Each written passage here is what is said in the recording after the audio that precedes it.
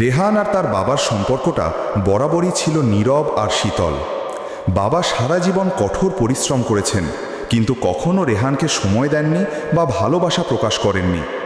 রেহানের মনে বাবার প্রতি ছিল এক চাপা অভিমান। গত সপ্তাহে বাবা হঠাৎ মারা গেলেন।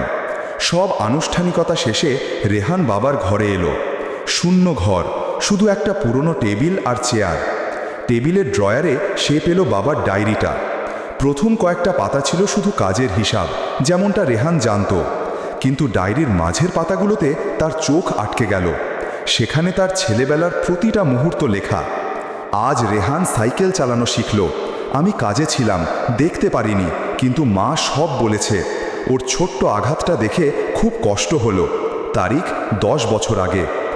আজ রেহানের রেজাল্ট বের হলো। প্রথম হয়নি, কিন্তু আমি ওকে বকা দিইনি, কারণ আমি জানি ও যতটা চেষ্টা করেছে ততটাই ওর কাছে সেরা। আর একদম শেষ পাতায় কেবল একটি লাইন, খোকা, আমি তোকে বলতে পারিনি যে তোকে আমি অতটা ভালোবাসি।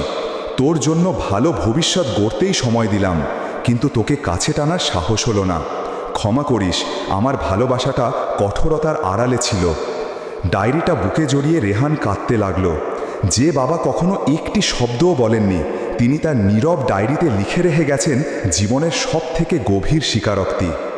রেহান আজ বুঝল তার বাবার নীরবতা ছিল আসলে এক নীরব ভালোবাসা।